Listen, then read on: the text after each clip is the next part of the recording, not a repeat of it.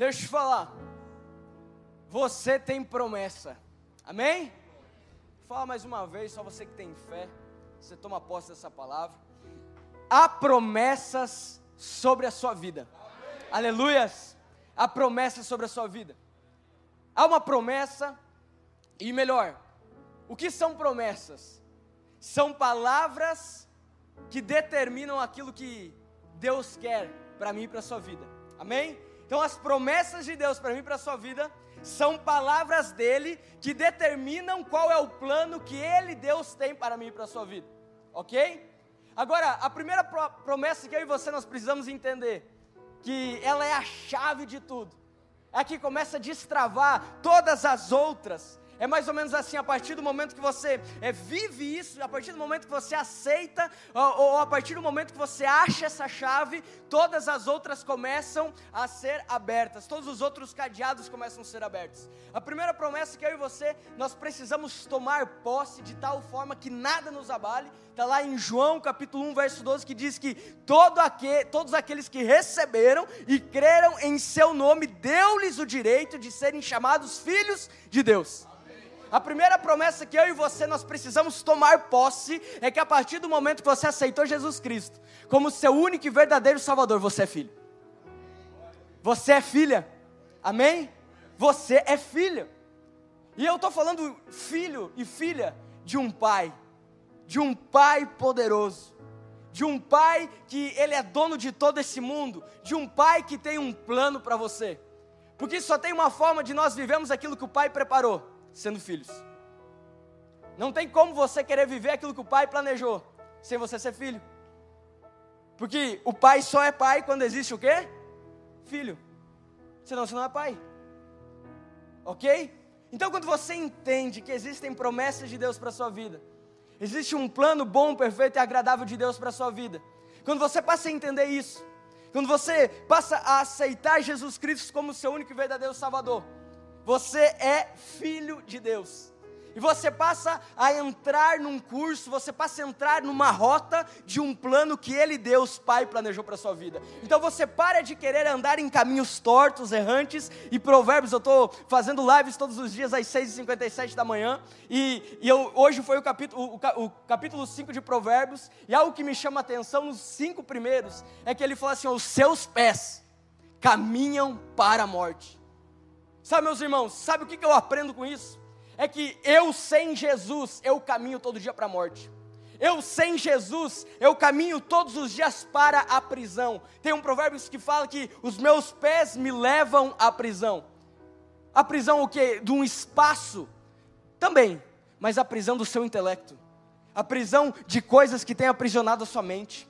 A prisão de sentimentos, de palavras lançadas que você vive preso e frustrado em virtude de um dia alguém lançou palavras de morte sobre você. Mas acontece que a partir do momento que você aceitou Jesus Cristo, isso tudo vai para o lado.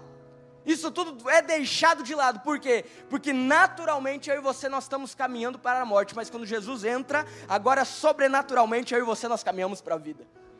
Porque sobrenaturalmente eu não estou vivendo aquilo que eu quero, eu estou vivendo aquilo que Ele planejou. Amém? Agora, para que eu viva aquilo que Ele planejou para a minha vida, eu preciso exercer aquela tal da pequena palavra, mas que tem um significado muito forte, que é fé. A partir do momento que eu aceitei Jesus Cristo como meu único e verdadeiro Salvador, eu tenho um plano de Deus para a minha vida, eu sei que existe um plano, eu sei que está escrito, eu sei que o melhor de Deus está escrito para a minha vida, para os meus dias, mas eu não consigo ver. Então você precisa ter fé, você crer em algo, que você tem a convicção que isso existe, mas você não está vendo. Esses dias eu fui um pouco mais longe de casa aqui, pegar uma encomenda, e quando eu estava voltando para casa, era próximo do meio-dia, e eu tive uma ilustração de o que é ter fé. Porque eu estava no caminho para voltar para casa, o caminho que dá para fechar o olho e fazer. A vida inteira já passei por aquilo. E na hora que eu estava na sinaleira, Deus ele falou comigo, isso é ter fé. É você saber que o caminho existe. Você ter a convicção que o caminho existe. Mas o caminho pode ter sido destruído por alguma coisa que você não sabe, mas você tem fé que esse caminho ele vai existir. É isso eu e você, tendo fé. Nós temos a certeza que o caminho existe. Nós temos a certeza que o plano de Deus existe. Sabe, nós temos a certeza que aquilo que Ele preparou é muito melhor e maior do que eu planejei para a minha vida. Agora, como que eu acrescento fé? Pela palavra de Deus. A fé vem pelo ouvir a palavra de Deus.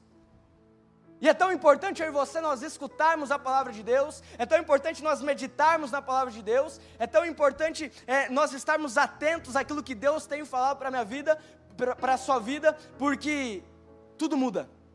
Olha o poder da palavra. Deus, Ele cria o mundo, amém?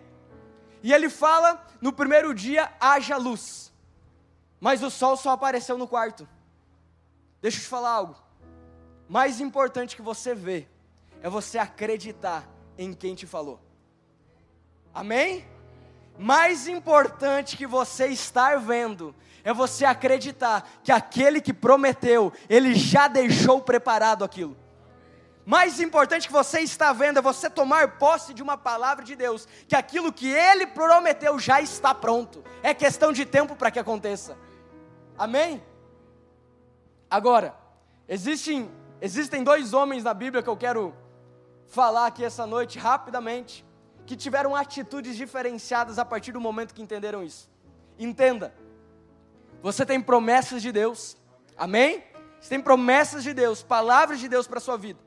As palavras de Deus, elas são para os filhos dele, ok? Os filhos dele que andam debaixo da fé, crendo em algo que você não vê, mas você tem a convicção que existe, ok? A fé vem por o quê? Por ouvir a palavra dele, amém? Agora abre a sua Bíblia em 1 Reis.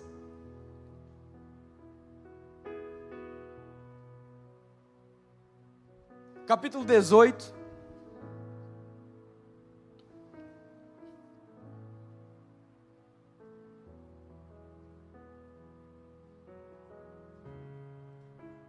Entenda que a partir do momento que você toma posse de palavra de Deus para a sua vida, você precisa ter algumas atitudes. E eu quero falar sobre 2 atitudes baseadas em Eliseu, ok?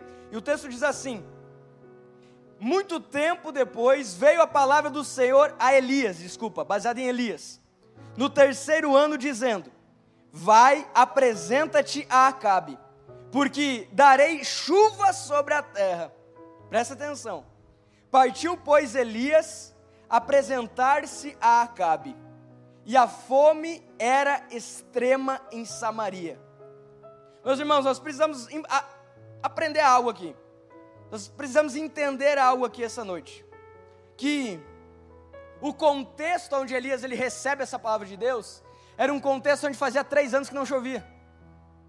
Fazia 3 anos que não chovia. Então você imagina ele recebendo essa palavra de Deus. Ele precisava crer em algo que ele já tinha, talvez, acostumado em não ter. Ele já tinha acostumado com o deserto.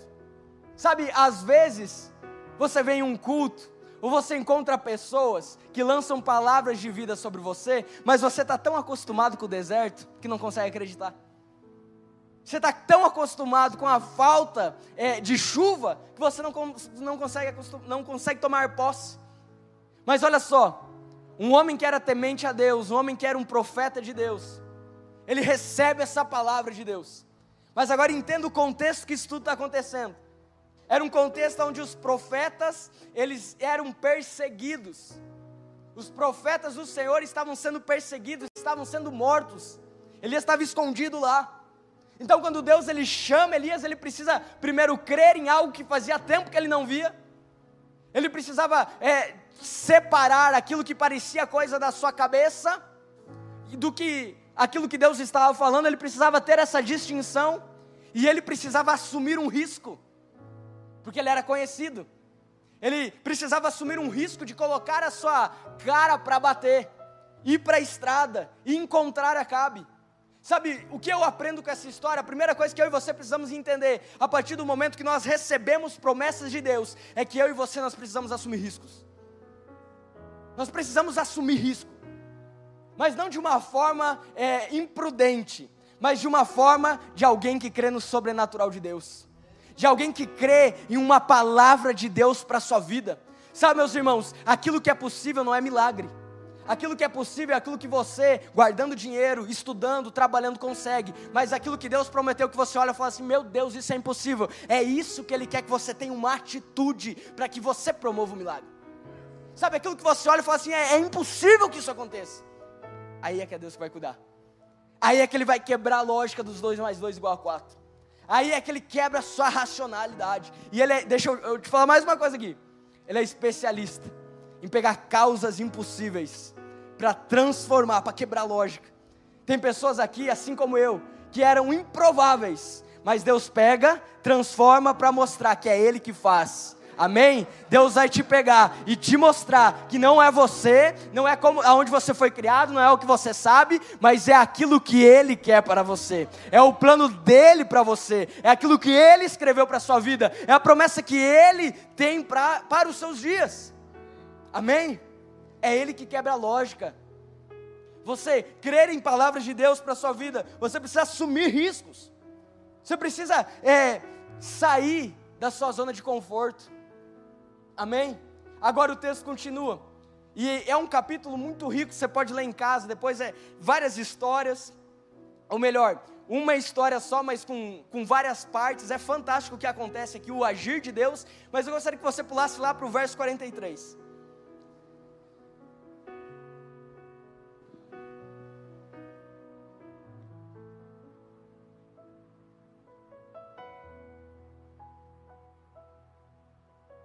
E o texto diz assim: e disse ao seu moço, sobe e olha para o lado do mar. Ele subiu, olhou e disse, não há nada. Então lhe disse Elias, volta, e assim por 7 vezes. A 7ª vez disse, eis que se levanta do mar uma nuvem pequena, como a palma da mão do homem. Então disse ele, sobe e diz a Acabe, aparelha o teu cavalo e desce, para que a chuva não te detenha. Dentro, em pouco, os céus se enegreceram, com nuvens e vento, e caiu grande chuva. Acabe subiu ao carro e foi para Jezreel. Até aí. Olha só, segunda coisa que eu e você nós precisamos acreditar, é que aquilo que Deus prometeu, Ele vai quebrar a lógica, amém? A segunda coisa que eu aprendo com Elias aqui, é uma convicção na palavra de Deus. Porque o que está acontecendo aqui é o seguinte, meus irmãos, Deus já havia descido como fogo, já havia se mostrado com grande poder, um contexto onde fazia 3 anos que não chovia. Agora Elias fala para o seu servo, fala assim, olha, vai na direção do mar, e olha para o mar, porque vai chover. Então, se era loucura Elias acreditar, imagina para aquele que estava servindo ele. Então, aquele moço, ele vai até lá, ele olha e ele volta correndo e fala assim, olha, não tem nada lá, não vai chover. Aí ele fala assim, eu imagino Elias falando para aquele servo, ele fala, você não entendeu. Vai até você voltar com uma notícia diferente. Vai até você ver um sinal, vá 7 vezes. E aquele homem vai, volta e não vê nada. Aquele homem vai, volta e não vê nada. Aquele homem vai, volta e não vê nada. Sabe, às vezes você recebe palavras de Deus que você olha e você não consegue ver uma nuvem. Sabe, às vezes você recebe palavras de Deus que você olha para o seu futuro e você não consegue ter uma esperança em crer naquilo que Ele prometeu. Mas acontece que aquele homem na 7ª vez ele volta, eu imagino, ele volta correndo e fala assim, ei Elias, eu vejo uma nuvem do tamanho da mão de um homem. E Elias, um homem convicto que aquele que prometeu é fiel para cumprir, fala assim, olha, avisa Acabe porque vai chover. E o que acontece? Chove. Tem pequenos sinais que começam a acontecer na sua vida, que para muita gente não tem nada a ver. Para muita gente é uma pequena nuvem do tamanho da mão de um homem, mas para quem tem convicção que aquele que prometeu é fiel para cumprir, é um sinal de Deus que o seu milagre vai acontecer. É um sinal de Deus para que você creia que aquele que prometeu, Ele é fiel para cumprir. Aleluias. Agora, não tem como eu falar de fé, não tem como eu falar sobre alguém que anda debaixo da palavra de Deus sem falar de Abraão. Não tem como. Abraão, o pai da fé, um homem que recebe uma palavra profética de Deus em avançada idade. a sua esposa também de avançada idade, e mais, estéril, que seria pai de uma multidão, mas não tinha como ter filho, era improvável, era impossível a ótica humana, não tinha como. Só que quem prometeu foi Deus, amém? Ele crê naquela palavra. Só que olha um problema do ser humano, que o ser humano ele quer tentar ajudar Deus. Ele quer, opa, peraí, Deus está precisando de uma ajuda. Sara fala assim, ó, vamos, Abraão, deita-se com a serviçal ali, vamos ajudar Deus que está precisando de ajuda. Né? Vamos ajudar, coitado de Deus, está com tanta coisa para cuidar. Sabe, Deus ele não precisa da sua ajuda. Ele precisa da sua disposição em crer naquilo que Ele prometeu. E aí, você sabe a história, nasce um filho que não era o filho da promessa, mas 25 anos depois nasce Isaac. Isaac que significa risos, porque você imagina a felicidade dos pais, você imagina a alegria dos pais, em ver que aquilo que Deus havia prometido, Ele havia feito, Ele havia entregado, porque além da avançada idade, um quadro totalmente contrário da fertilidade de Sara precisou ser revertido. Então um milagre, vários milagres acontecem ali. A promessa está nos braços deles.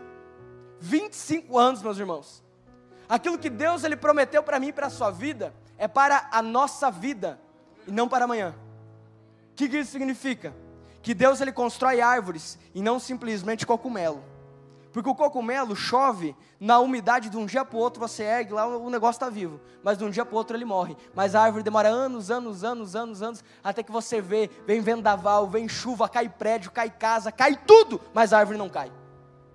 Porque ela está firmada com as suas raízes. Aquilo que Deus prometeu para a sua vida não é qualquer um que vai derrubar não, porque é Ele que prometeu, amém? Aquilo que Deus prometeu para a sua vida, se prepara. Você está vendo a nuvem da mão de um homem, é porque as suas raízes estão sendo fixadas em algo profundo, para que quando o vento vier, para que quando Ele te entregue aquilo que de fato é para se concretizar, você permaneça fiel a Ele.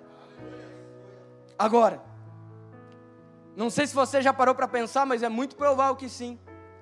Como um pai pode querer matar o seu filho? É improvável.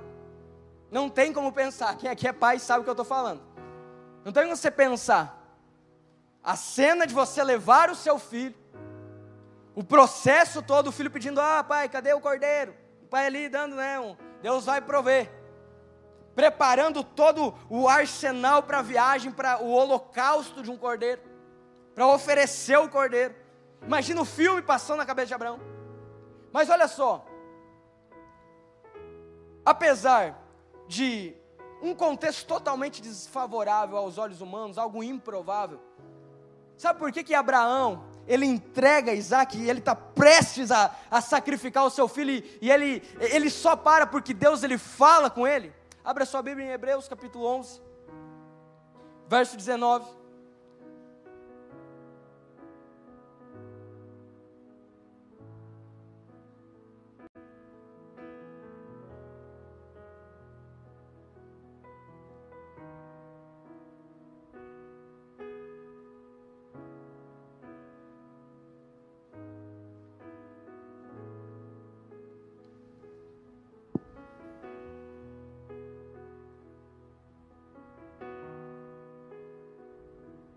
Olha só, Abraão creu, Deus prometeu, passou-se 25 anos, o filho nasceu, todos estão felizes, a criança já tinha uma idade, não era um bebezinho, já fazia vários anos que estava entre eles, já tinha um afeto, certo? Já fazia parte do convívio daquela família, e olha o que acontece, Deus pede para que ele sacrificasse a promessa. Mas sabe por que um pai quebra a racionalidade humana? Ele quebra a lógica de querer sacrificar o seu filho? Porque considerou que Deus era poderoso, até para ressuscitá-lo dentre os mortos, de onde também figuradamente o recobrou. Pela fé, igualmente Isaac abençoou a Jacó e Esaú, acerca de coisas que ainda estavam por vir. Deixa eu te falar, meu irmão. Abraão só topou sacrificar Isaac, porque ele sabia que Deus não mata promessas, porque ele sabia que Deus era capaz de ressuscitar a promessa. Abraão, ele só tem um ato de fé, porque ele sabia, olha, Deus ele me deu, ele não vai me tirar desse jeito, ele não vai permitir dessa forma. Por isso, eu vou entregar aquilo que ele me entregou, porque eu creio que algo maior irá acontecer. Você quer viver coisas extraordinárias? Entrega aquilo que ele já te deu, porque a partir desse momento, Deus ele vem com a sua provisão, Deus ele vem e abre a porta de uma forma sobrenatural. Por quê? Porque o seu coração não está na promessa, mas naquele que prometeu. Aleluias. Você pode colocar